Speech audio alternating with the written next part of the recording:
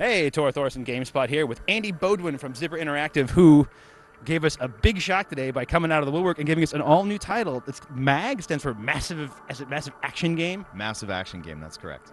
That's a pretty apt acronym. Now, tell us the story behind this. You guys came from SOCOM, came from a background of that kind of smaller, kind of like tactical action, and this is, for lack of a better term, a huge game. Absolutely. So obviously with the PlayStation 3, we've got a lot more power that we can kind of tap into to try to create different games. And so we sat down and tried to figure out how we could take a lot of the shooter experience that we had and that knowledge and create a new game that was going to be unrivaled, basically one that could only be done on the PlayStation 3. And so obviously this is the game that came out of that brainstorm. So you went in with the kind of express mission of being like, I want to tax the PS3 to its absolute limits. Well, obviously we wanted to create, first and foremost, a phenomenal shooter experience for players. But I mean, that's definitely something that this hardware can do that is going to be very unique. Now, and speaking of a phenomenal shooter experience, this is like almost unprecedented. 256 person battles, is that true? That's correct. Absolutely. That's crazy. So how will this work? And you mentioned there's going to be squads. Can you break down kind of how the order of battle will go? Will there be factions like one side against the other, all the squads against each other? How is this going to work? Absolutely. So we actually drew inspiration from real-life military operations where you don't get an entire company of soldiers, just throw them on the front line, at least not since Gettysburg. We try to do that, and we all saw how that works. So what we wanted to try to do was draw inspiration from real military actions where you can look at, okay, one squad, their goal is to hold this bridge, or a second squad's goal is to try to blow out these gates and try to make way for vehicles that are coming in to do escort missions and things like that.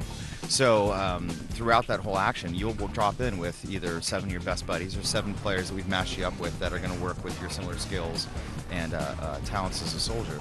And then you have a number of objectives that your team's supposed to try to overcome. Now, these objectives are set by you guys up at Zipper, or is there going to be like somebody who eventually becomes a rank of a commander directing other squads, or how will that work? There is a higher level of leadership that's in the game, but if you've got a strong leader on the squad level or on higher levels of leadership, they're going to do a much more effective job of reacting to changes that happen on the battlefield, just like a real general would do. How will you determine whether it's effective? It's by sheer victories and whoever was the squad leader there, or how will that work?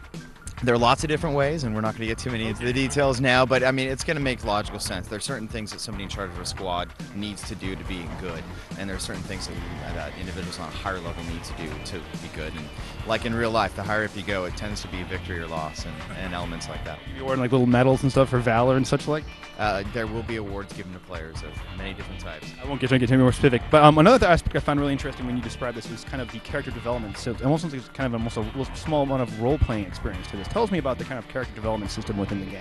There is. So there are lots of different ways to go in character development. Obviously, you've got your super rich, character development experiences, and then we've got very focused character development experiences, which is what our game is all about. There are lots of options. There are lots of ways you can play the game, but one thing we wanted to make sure we didn't do was make it so that a new player coming into the game was going to get completely owned by everybody who's been playing a long time. So our character development system is much more about customization, personalizing, and specialization, rather than just a linear progression like some other games do that make you just better. So somehow there'll be some kind of scaling element where, like, if somebody like a real group of squads, like if there's a new guy, the FNG, for lack of a better term, comes into a group, he's not going to get slaughtered right away.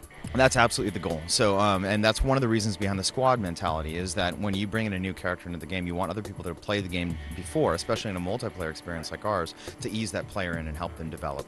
And then also, if you've got a bunch of friends that like to play, if you each specialize in a different way, that squad of 8 is going to be extremely powerful and very effective working together. So. Maybe that big a clan, can you always have the exact same squad? Will it be like a tight unit, or will it kind of mix and match out? It's up to you. So it's up to you how you want to play. Obviously, with 256 player battles, you're going to be working with people potentially you don't know. But you definitely have the ability to join in, find where your friends are, join together, and play as a unit whenever you want.